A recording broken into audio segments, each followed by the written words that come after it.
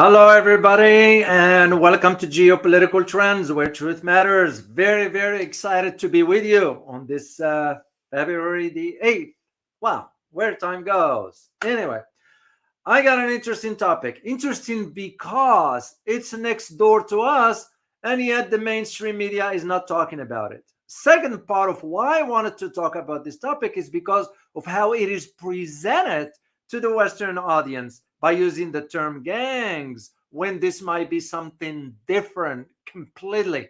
So, this is what we're going to get into today. I'm not doing the other location today. I'm going to be just here on YouTube. We'll do this because I have to do locals at 1:30. So if you guys can join me on locals later on at 1:30, yeah, 1:30, I'll be doing there for the other channel. Me and Elizabeth will be over there. So anyway, well, like I said, excited to be with you. Let me see who is here. Oh, let me say thank you first to Coach Hoy for your super sticker. Thank you so much, as always, from Malaysia. A great supporter and avid supporter. Thank you so much. Muslim Revert, good to see you. Willie Holman, as always. Hamad Sivi from England, good to see you. John Smithens, good to see you. And by the way, I agree with your statements, and I will share it with the community as I move along into the conversation here. So, who else is here? Nikki Universe, I like that screen name. Good to see you. Poyan Su, hello to you as well. Francis Tango, as always. Phil from Ottawa, Canada. Did you guys hear what the Canadian government said about UNWR, the assistance to the aid to the Gaza and so forth? That the dictator T is saying, well, wait a minute, we're going to have to what's the word I'm looking for? It's going to say, well, we are not going to allow aid. Now, there are sources inside the government in Canada that is saying, wait a minute, we can't trust what the Israelis are saying. So it's like double standard. So that's just the norm for what has become of the Canadian government. So Courage Siddiqui, good to see you from South Africa. Pleasure to have you here, man. Ron and Julie Holiday. Oh, yes, I remember this couple, guys. Check it out. Ron and Julie Holiday from New Zealand. Way back, I got a comment from them. They said, we truly watch your channel and we appreciate what you share. So thank you so much for being here, Ron and Julie. And you guys just send them a word of welcome just as part of the community here. So who is here? Ben Samkin, good to see you as always here. Jack Robert, here you are. Haven't seen you for a while, Jack. Timeline Dunkley, good to see you. Amando, good to see you from my fellow Texans. Here's a fellow Texan here. Good to see you, man. So, all right, guys, let's get Vance Coel, good to see you as always. All right, guys, let's get into this topic here. I'm going to give you just the two key questions we need to ask. First of all, why there is turmoil over there? And second question, why it has not been reported accurately? There are few reports here and there, but what Western mainstream media is saying completely different from the truth, the reality that matters for us to know. And there's a third question, not a question, but rather, is Haiti, because it's a poor country, we should forget it? Yeah, I know. I didn't talk much about Haiti. I'll admit it. It just wasn't on my radar. I have usually a list of topics that I need to cover. And I have to thank one of our viewers in the community who sent me a comment and said, Dr. O, please talk about Haiti. So I'm glad you did. Thank you so much. And here we are. We're going to talk about, because I need to share with you some information that you need to know that has been kept, even though historically, if you look at the historical record, you might come across it, but you need to know where to dig for that information. So today, that's what I'm going to be sharing with you. But before I do this, I'm going to share with you some headlines from around the world, to put things in perspective for you. Oh, Joseph Ray, let me say thank you to you. You wrote, thanks, Dr. O. Joseph Boston from Boston, Massachusetts. Good to see you. Thank you so much for your super sticker. Truly appreciate you, Joseph. That is so. All right, let me share some pictures with you. Then we'll jump into the topic. So this is part of the headlines. What I'm going to be sharing with you. What you're looking at? You're looking at a massive demonstrations in Jordan, the country of Jordan, near Palestine. That is so. Why? It's because the government now is getting on a campaign of arrests. Yeah, they're arresting those who are demonstrating for pro-Palestinian. To me, it's like, wait a minute, which side of the fence you stand on, Jordan? And when I say Jordan, I'm referring to the government. Yeah, you can't be this double standard, wishy-washy. You're saying, well, we need to support ceasefire and all that, but you are arresting people for protesting? And if you call yourself a democracy, even though it is a monarchy, which is an absolute monarchy, in my opinion, despite what you hear, it's an absolute monarchy. In other words, what the king says goes. Well, where is democracy into that? No. So here's what it says, and I quote, this is based on the article from Al Jazeera. Jordanian Authority, I had to translate it, by the way, because it was in Arabic language. Jordanian authorities have arrested and harassed dozens of Jordanians who have participated in pro-Palestine protests across the country, or, here's the key, or participated in an online advocacy since October 2023. Online. You all know what it means. Meaning that the government is tracking your internet connection, first of all, your internet surfing, whatever sites you visit. And if you get involved in a conversation, they will arrest you or harass you for that. So what is democracy? That's what I told you guys last time. What the Jordanian king is saying is nothing but hypes. He doesn't give a damn about Palestinians. He cares about the survival of the monarchy for his son. Straightforward. Second thing regarding this issue, it has to do with now Jordanians found out that there is an American presence on their soil without their knowledge. This is what this is all about. So it has nothing to do with because some have been charged. Yeah, some of those individuals who've been arrested or detained have been charged under widely criticized new cybercrime law. You'll see where this is going. This is why so-called democracy in the Arab world ain't gonna work. It doesn't work for us here when we claim we are a democratic nation. What make you think that is gonna work for the Arab world? Sad to say, this is the reality of it. And I don't shy away from saying this kind of stuff because truth matters. You know, Arabs and Muslim world, for that matter, all they do is talk. It's in action that you find out, but they can't act because they are so weak. Straightforward. To those of my viewers here in the community from the Arab world, whatever, you know what I am referring to here. So, all right, let's see the next one. Next one has to do with, of course, this is our topic. It's a sad picture. It really breaks my heart to see. We don't know what this individual is feeling, this lady here is feeling, you know. It's almost, I feel like this is why I put on the thumbnail, you know, where is the world? We are here. Can you hear us? But because it's Haiti, poor country, what would we care, right? Which is wrong. Those are other human beings like you and I. They deserve an opportunity. They deserve to live in peace. They deserve economic prosperity. They deserve to enjoy their life with their families and so forth. So, what a sad picture. So sad. Here is the next one. You all know who this guy is, right?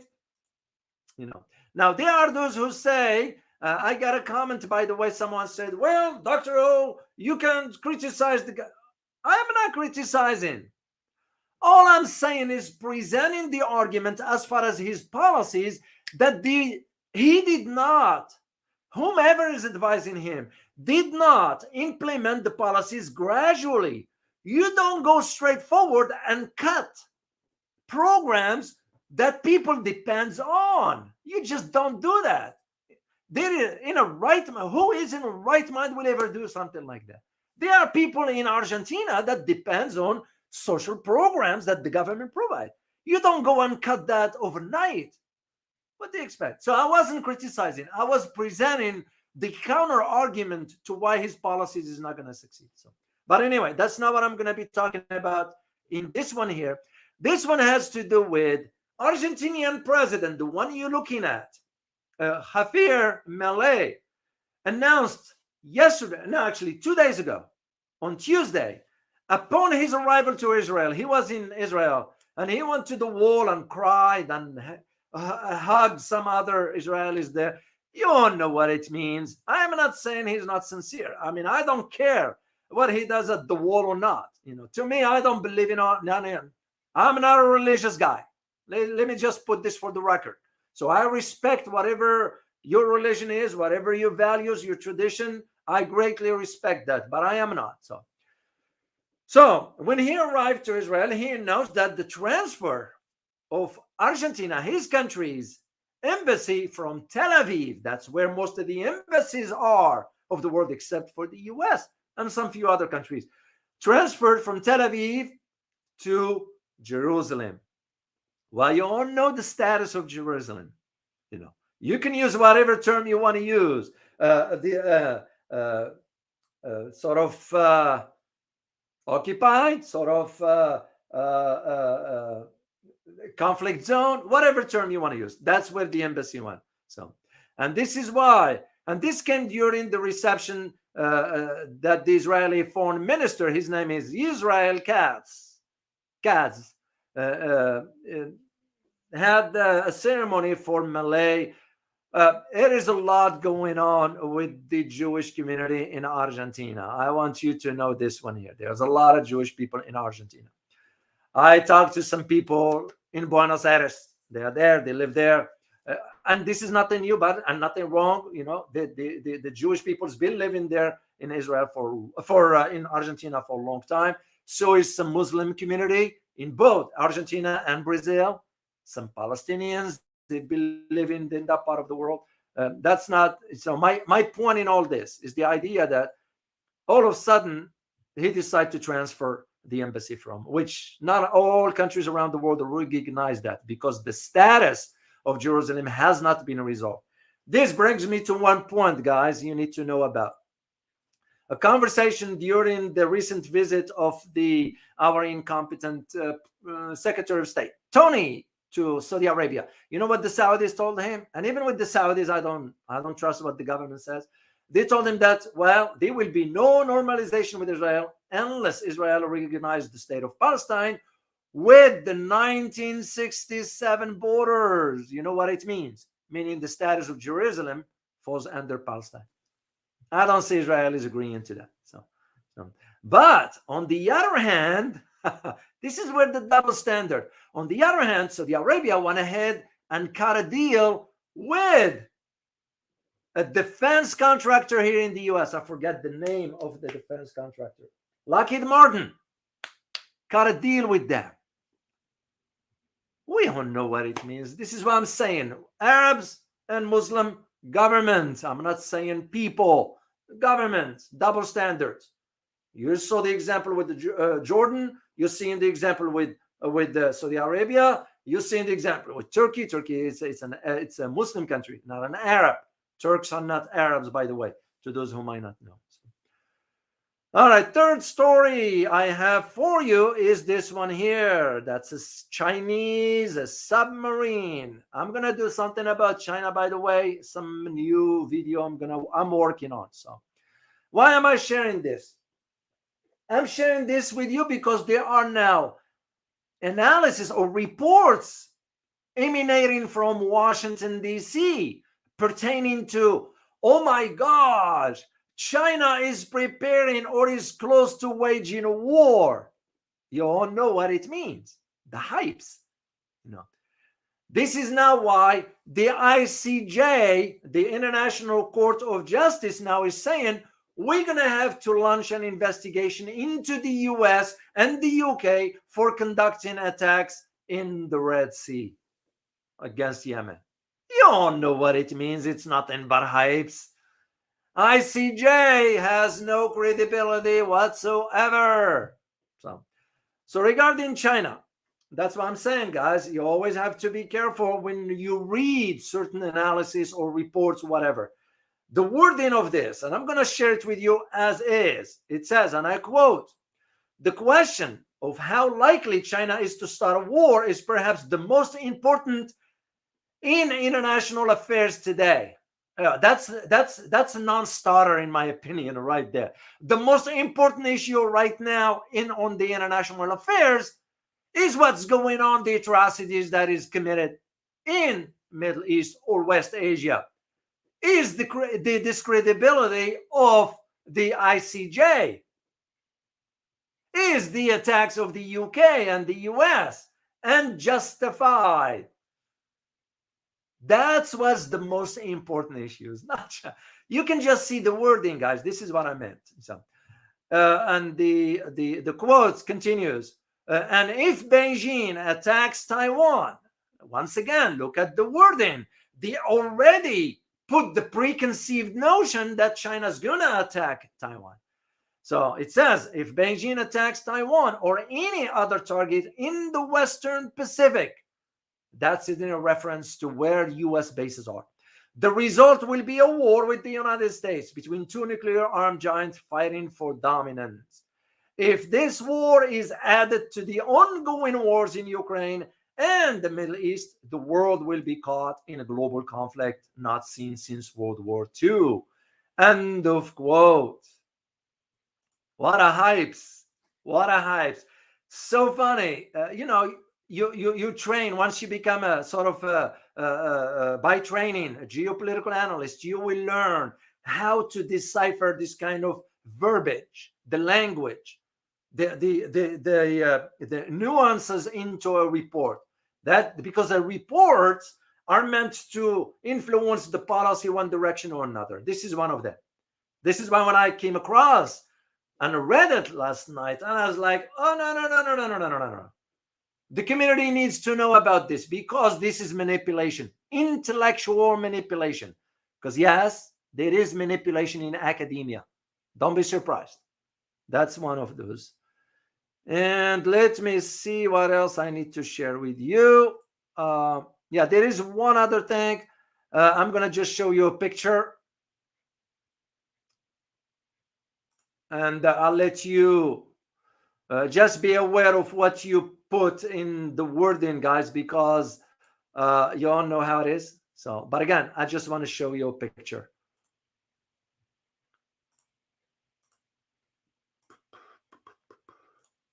And it's nothing new, by the way. It's been, I got it in my Twitter feed, and I commented on it there. By the way, I'm on Twitter if you want to follow me there at @dwalalu. You can follow me there.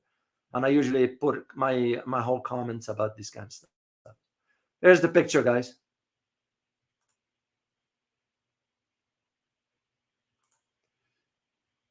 Yeah, you can read this. You don't have to repeat it. You can just read it.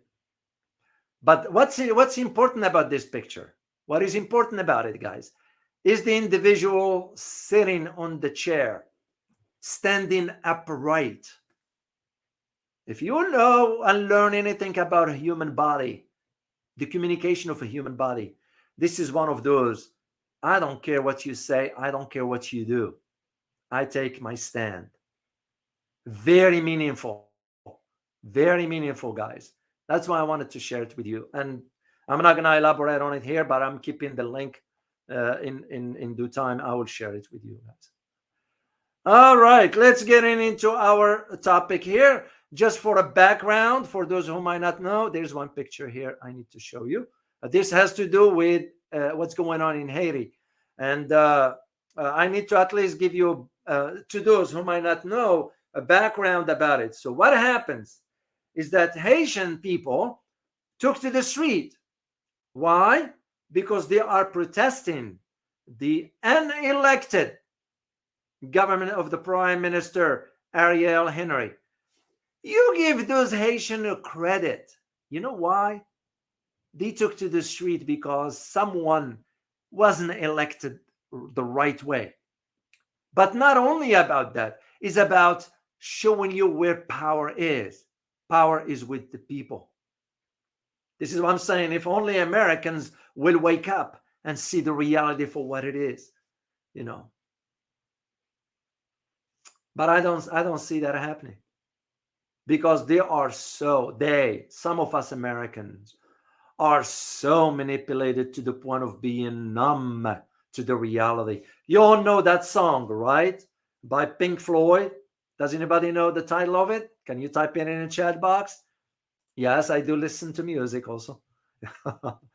Yeah, if you can type in, what is that song? It's When Now by Pink Floyd. And I listened to it even by David Gilmour when he was playing in his guitar. So if you can type that in, please.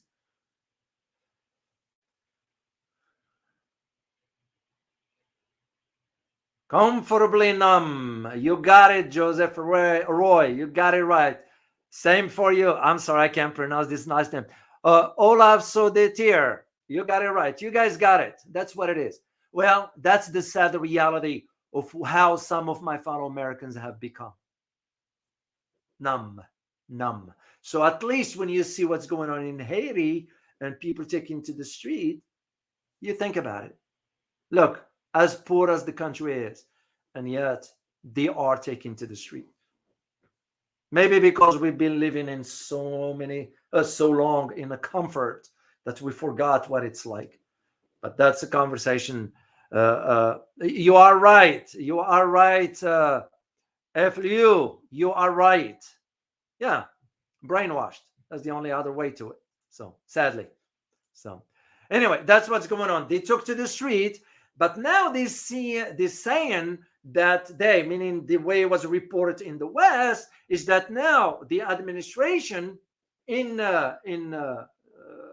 Haiti, Ariel Henry, the prime minister, he's seen the alliances with violent gangs. Well, hold on a second. First of all, how do we know it was a gang or gangs and not some freedom fighters or some revolutionary? This is exactly what, and I promised you, I said I will share this with the community when I start. And I'm going to go back to it right here and show it to you. Because it was right. Yeah, right here, guys. John, you were right. And you wrote, I have read there are not so much gangs in Haiti as revolutionaries, and Western media report them as lawless gangs. So I see your point, and you got a point there. So this is why we have to be very careful when we read stuff. You all know by now, you shouldn't be surprised. Anything coming out of mainstream, you know how it's going to be. This is why I am advising you guys. Of course, it's your decision. If you are watching CNN, stop watching CNN. If you're watching Fox, stop watching Fox. If you're watching CNBC, ABC, all those, just turn it off. Trust me. Trust me on this. It's manipulation. That's all they're doing for you. So, and now they say, this is, by the way, the background. Now, as I said, hundreds of Haitians took to the street because they are not agreeing for this guy to even be now ruling the country. He wasn't elected. So now the national police are using tear gas to disperse protests. Now, some of them, they're saying they're setting fire, which I've seen some images there. I can understand because that's how usually they've been doing this before. Remember, Haiti is a poor country, one of the poorest, but there is a reason why it is poor. Did you guys know? Haiti wasn't always like that. So let me share geography with you and a little bit of history that you need to know. What took place in Haiti and by whom as to where it is today. Like I always say, nothing happens in a vacuum. You will be surprised to at least know a few things here. So let's start with geography. I'm going to share a map with you. And like I always say, I'll give the credit to World Atlas. That's where I get the maps that I share with you guys here. So here's the map, and I'll share a few things. Then I'll go into history and talk about it, because there's a lot to cover in history, but I'm going to be brief on it and so forth. So what you're looking at? You're looking at Haiti. Haiti, of course, the country that is sort of considered one of, it has a large mountainous areas, because it's a mountainous country, basically. To those who've been in Haiti, I've never been there. So it is located in the North Central Caribbean, occupying the western third of the island of Hispaniola in the Greater Antilles archipelago. Very, very strategic location. It is positioned in the northern and western hemisphere of the earth. Haiti lies to the east of Cuba and Jamaica, and to the south of the Bahamas and the Turks and Caicos Islands. The country is bordered to the east by the Dominican Republic, to the west and south by the Caribbean Sea, and to the north by the Atlantic Ocean. So it's very, very strategic locations. This is why when you go on cruise, for example, this is Haiti. There are some pretty sites over there. Once again, I've never been there. I've heard about it. I know people who've been there. But again, it's what's going on inside the country. Most of those tourists will end up in the resort areas and so forth. They ain't going to see the real stuff of how it's going on inside the country. So. Now, regarding the history of Haiti, now its history is a very interesting, and I came across a lot of information regarding this. And there is one particular article that I had a chance to read by Greg Rosalsky. Greg Rosalsky wrote an article titled, and I'll put the link for you guys later on in the description. The title of it was "The Greatest Heist in History: How Haiti Was Forced to Pay Reparations for Freedom." What a disturbing title, but is reflective of the truth. So here is the image that I wanted to show you, because you need to see it. Those are French back then. The image of it. Yeah, right there. That's when they were forced to sign reparations for their freedom. In other words, they had to pay for their freedom, which is very, in my opinion, very disturbing. So. Now, when you look at the history of Haiti, as I said, it's a very complicated history, but you have to know the part of it. And the part of the history of Haiti, what is that? Sorry, guys, I have to just get back that picture because it's tied to what I'm going to be sharing with you. So at least to put it in perspective for you to understand it. So the idea of, yeah, right there. For Haiti, the revolution that took place in Haiti, has often been described way back by historians, and this is according to historical record, as the largest and the most successful slave rebellion in Western Hemisphere. Yeah, the historians didn't shy away from not disclosing the term slaves into it to highlight how it was. So enslaved people initiated the rebellion back in 1791. And by 1803, they succeeded in ending not just slavery, but also French control over the colony. This is why, guys, I always say to you, people, power lies with people, not the government. If only my fellow Americans will wake up. So the Haitian Revolution, however, was much more complex, consisting of several revolutions going on simultaneously. These revolutions were influenced by the French Revolution of, yeah, what year was the French Revolution, by the way, happened? I need to test your historical knowledge. Once again, guys, just part of the conversation. What year did the French Revolution took place?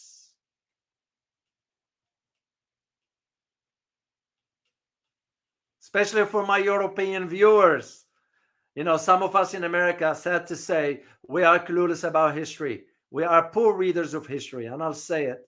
I don't shy away from it. So if you can type in the year, I just wanted to, once again, guys, we just sharing the knowledge here. No more knowledge, not to put you in a spot. Yeah, 17, you're right. Chanel, between 1789 and 1790. John, you put 1763. George Cho, you put 1789, which was sort of when it took place during that time, because it was coincided with 1789. That is correct. So interesting just to see the dynamics, you know. And this would come to, of course, to represent the new concept of human rights, universal citizenship, and participation in a government. It was all, I would say, sort of by design to pave the way into where things are. This is why you're still hearing today that concept of the human rights, international law, the rule of law. But in truth, you and I know it's nothing but a farce, no more, no less, because it's the truth. Where is the rule of law when the ICJ couldn't even make couldn't take stand when it matters? Anyway, you get the point. Fast forward to 18th century, Saint Domingue as a Haiti was then known. It wasn't known as Haiti. He was known as Saint Domingue. Had become France's, listen carefully, guys, has become France's wealthiest overseas colony, generating more revenue for France than all 13 North American colonies for Great Britain. You all understand what I'm referring to here. Is that the French and later on us, the Americans, we took advantage of Haiti by draining it from its resources. This is what the French did, and later on the Americans. So this wealth came largely because of the island's production of sugar, coffee, indigo, and cotton, generated by an enslaved labor force. When the French Revolution broke out in 1789, there were 5 distinct sets of interest groups in the colony. Once again, you learn from history, guys. These interest groups is nothing new in contemporary politics. It's been ever since back then, 18th century. They were white planters who owned the plantation and the slaves, and petit blanc, it's called in French, petit blanc, the little white. That's the French term for, that's the English term for the French expression, petit blanc. Those who speak French, you know what I'm talking about. Who were artisans, shopkeepers, and teachers. Some of them also owned a few slaves, meaning these groups. Together, they numbered 40,000 of the colony's residents. Many of the whites on the Saint Domingue, which is Haiti today, began to support an independence movement that began when France imposed steep tariffs on the items imported into the colony. The same way what took place in Niger and Burkina Faso recently. That's why they end up kicking France. That's why they are not sending uranium to France anymore. This is why it's important to know history, guys. He put things in perspective for you, because all what the media is telling us is, oh, the gangs are doing this, the gangs are doing that, when in reality we are contributing to it because we wanted that country to stay where it is, let alone it's next door to us. So what happened? Moving on the history part here. The planters were extremely disenchanted with France because they were forbidden to trade with any other nation. Again, where do you see this today? I'm going to give you one example. Well, actually, I want you to guess which country do you see this today. And I'm going to give you one country in how I'm gonna ask you. I want to ask you because I want you to be part of this. Which country? Let me just put it this way: which country, guys, that is suffering now from the lack of trade with China? Because it's a reflection of what I just mentioned. When the planters were extremely disenchanted with France because they were forbidden to trade with any other nation. Which country that is suffering right now? Because it's not getting trade with China. Let me see what you guys have. Oh, you got it. You got it. You got it. Poyonso. You got it. Is Australia. Why Australia? It's because we convinced Australia not to do that. You got it too. Jojo, you got it right. That's what I'm saying, guys. In history, you have to think of it in these terms. So here it is. Back then, 18th century, they were forbidden to trade. Furthermore, I'm continuing on the history part. Furthermore, the white population of Saint-Dominique did not have any representations in France. Despite their call for independence, both the planters and Petit Blanc remained committed to the institution of slavery. In other words, they were bought by France back then. Yeah, it's a long history. So, and fast forward to, for example, before the rebellion of 1791, where this one was inspired by events in France. A number of Haitian-born revolutionary movements emerged simultaneously. They used as their inspiration the French Revolution. In other words, what took place in France, they replicated it in Haiti, Saint-Dominique back then, calling for declaration of a right of man, end of quote. So the General Assembly in Paris responded by enacting legislation which gave the various colonies some autonomy at the local level. Okay? The legislation which called for all local proprietors to be active citizens was both ambiguous and radical. In other words, it wasn't clear. It wasn't clear. And who led this, by the way, guys? Back in 1791, it was none other than a former slave by the name Toussaint Louverture. The enslaved will act first. This is my point. If change doesn't come from the people, nothing will happen. The government ain't going to change. It's the people that's going to have to make the change happen. So rebelling against the planters on August 21st, 1791. And by 1792, they control, meaning the forces under Toussaint Louverture, controlled a third of the island. Despite reinforcement from France, the area of the colony held by the rebels grew. So did the violence on both sides. Both the fighting ended 100 of the 500,000 blacks and 24,000 of the 40,000 whites were killed. Nonetheless, the former slaves managed to stave off both the French forces and the British, who arrived later on in 1793 to conquer the colony and who withdrew in 1798. After a series of defeat by Louverture forces. In other words, Louverture forces wreaked havoc on both the French and the British. This is why you see in the Caribbean islands, all they say, some of them still under British rule by saying the Commonwealth. Well, whose Commonwealth is that? Which wealth are we talking about? The wealth of the monarchy, not the people. So you see the same in Australia. You see the same in Canada.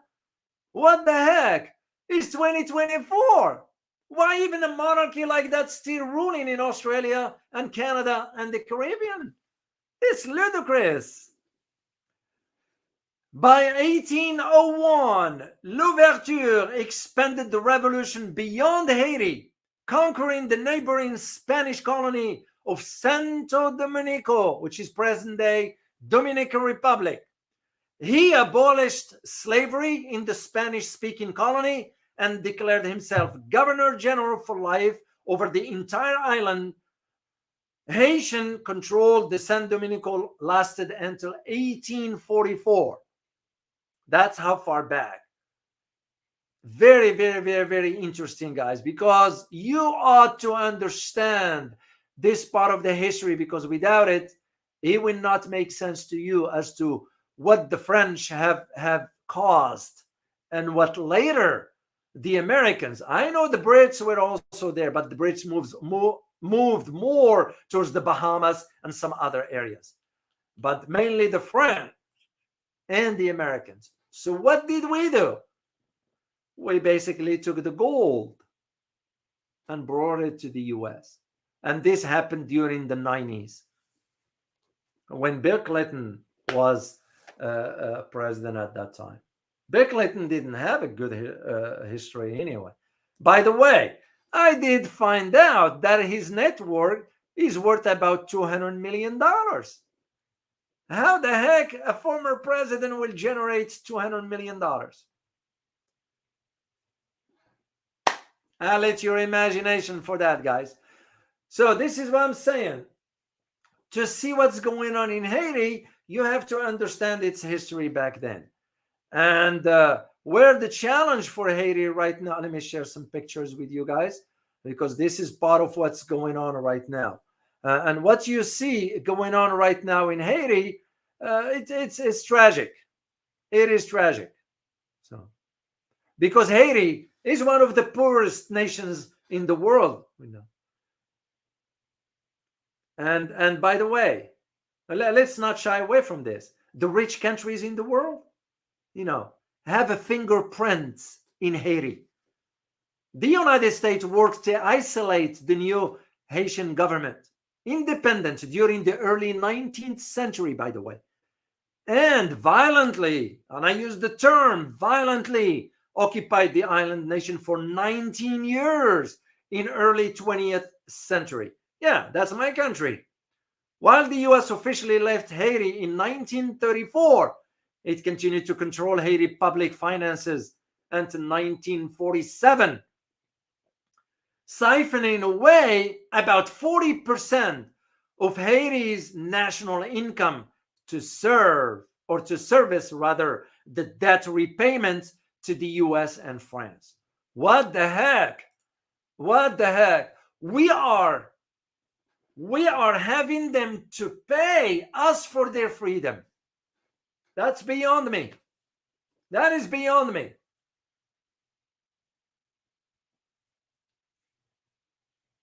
Shouldn't happen, because it's not right. Shouldn't happen. This is what I'm saying. Power lies with the people, not the government. And for both, what France and the US did is unforgivable. The same thing they did in other locations. Look what France did in Asia, in some countries there. When I was in Cambodia, I went to some locations that some owners of restaurants were French. And I was like, what are you doing here? Are you okay with the history of your country, what it did? Because I'm certainly uncomfortable with what we did for Cambodia or Vietnam. The same arguments can be made regarding Vietnam, regarding Haiti. I'm sorry. Here is another image for you guys. Oh, let me remove. I forgot to. There we go. That's another, just some picture. By the way, one of those pictures, guys, it's not recent. I just found it there. I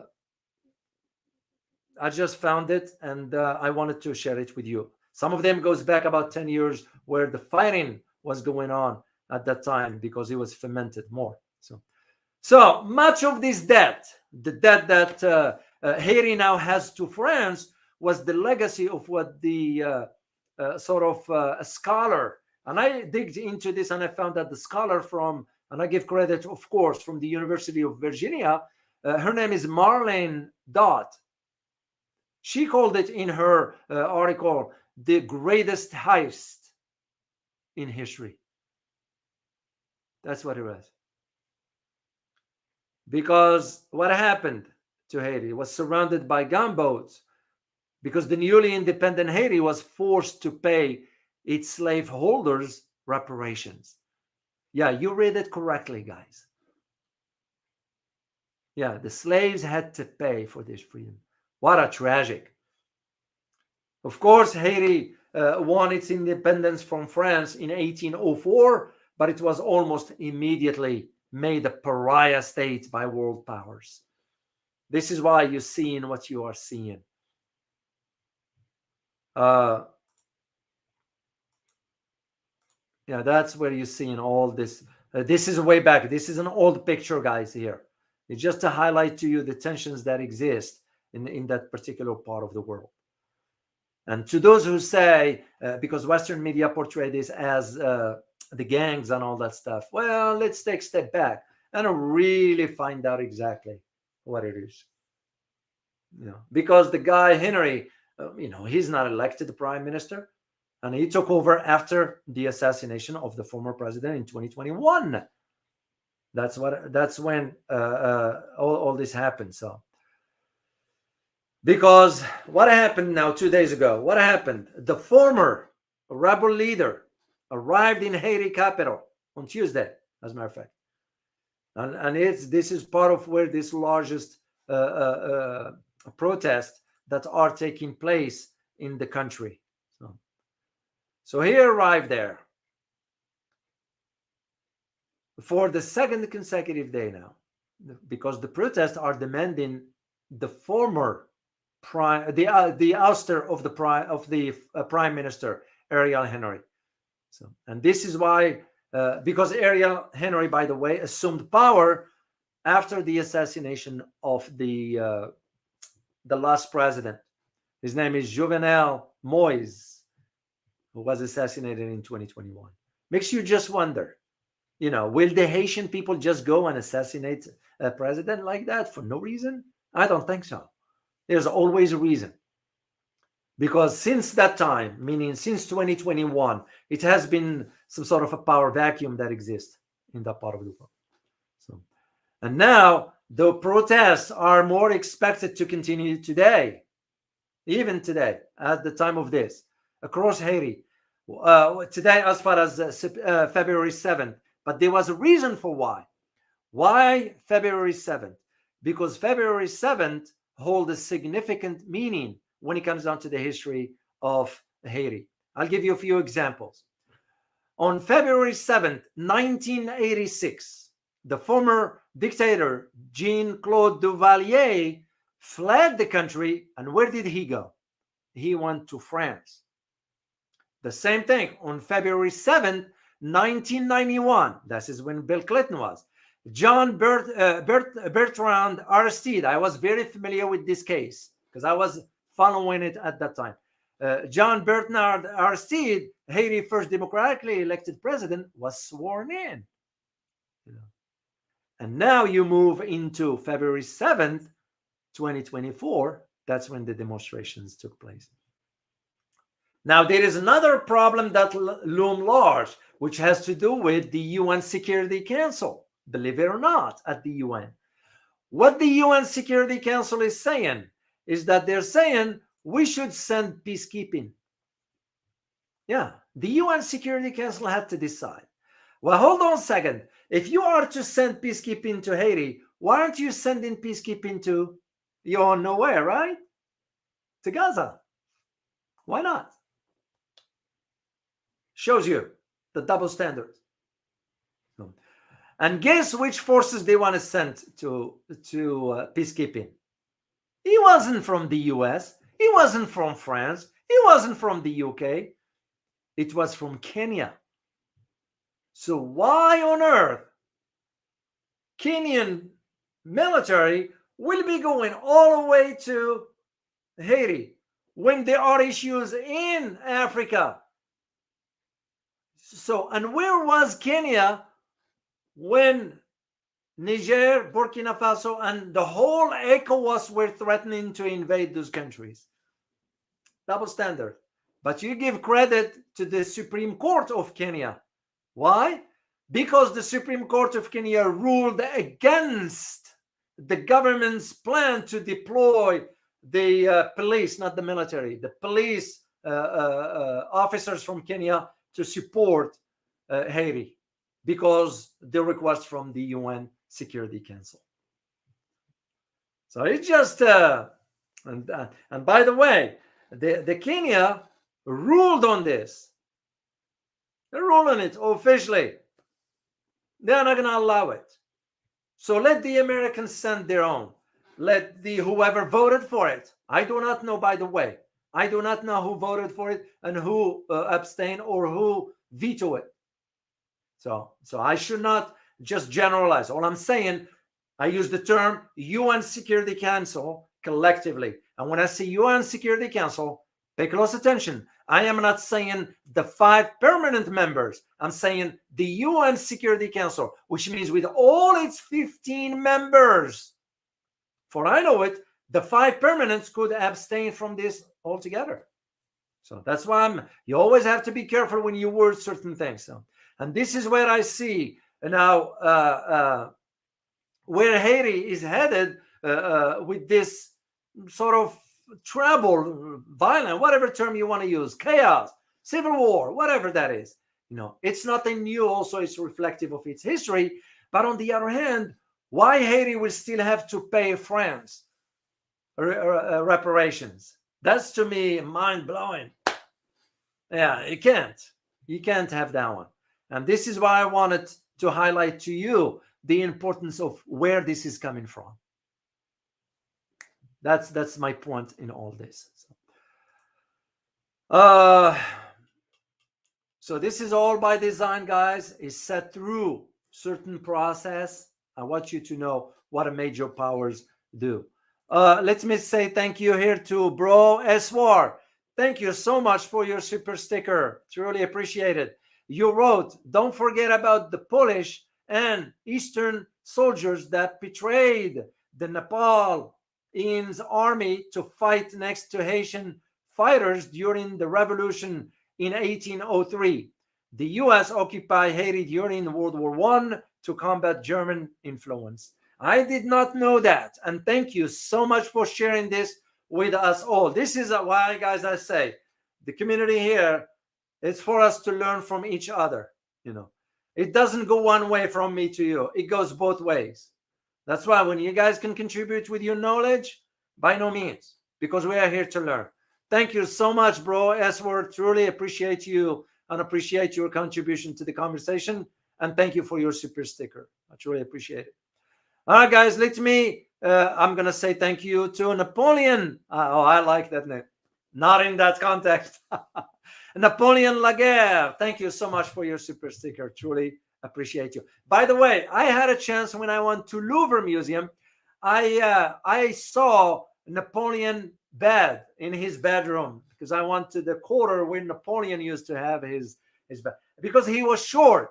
They had to make a what you call them, step in, small ladder, whatever you call it, step in to get into his bed because he was so short. So thank you so much, Napoleon, for your super sticker. So let me answer a few questions here because I have to drive to the studio to get into the locals. If you guys would like to join me later on locals. All right, let's take a question. By the way, guys, if you would like to continue your support for the channel, I will greatly appreciate it. If you want to support the trip to Asia, it's moving forward. it is what it is. I'll share the screen with you next time. I don't have it open here. The first link is for the donations for the trip to Asia, and the second link is for the channel. So if you feel like supporting that, I am so grateful to you. Whatever way, whatever you can support, it's so kind of you to do so. All right, let's see a question or two here quickly, guys, because I have to zoom through this and answer a question or two for you here.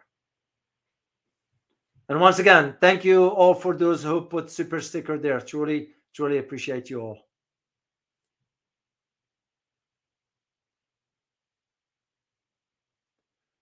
All right, let me see. Oh, hold on a second.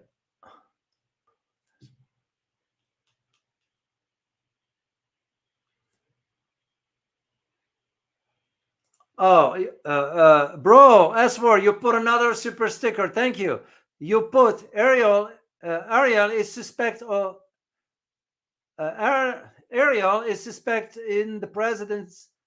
Oh, he's suspected in the president's assassination. So he assumed power through a tweeted from the U.S. ambassador. The Haitian president wanted to have diplomatic relations with China, Russia, and Turkey. Wow. I am gonna go dig into this. I know where to look for this particular information, and I will confirm it with you guys. But thank you for bringing this up, bro Esward. Thank you so much for bringing this up. That is disturbing, but also justify what's going on. Makes perfect sense. But I'm gonna hold my judgment on this till I confirm the information, and I will report it back to you. Thank you so much for sharing this. All right, let me quickly look here if I see something. Jack, you got one question here. Is Kenya doing U.S. bidding to invade Haiti? The short answer is yes. Nairobi has always been. I was in that part of the world a few years ago. I was in Ivory Coast, to be exact. And of course, I had to go to Djibouti. Then I came across, from when I flew, I remember Addis Ababa, whatever. But for Nairobi, yes. The Kenyan government, gone the era when Daniel Arap Moi used to be the president. He used to take stand for that, but that was back then. So the short answer is yes. That's where I see it going. So, all right, guys. I hope you find this very informative. Thank you all for your to those who supported the channel through your super sticker. Thank you very much. Here's again the link for supporting channel and supporting the Asia trip. Should you decide to do this, even $1 from you will go along. So I just want you to know I am grateful for whatever you can share or provide for that matter. I look forward to seeing you next time. As always, remember, geopolitics impacts your daily life in more ways than one. Till next time, guys. Bye-bye.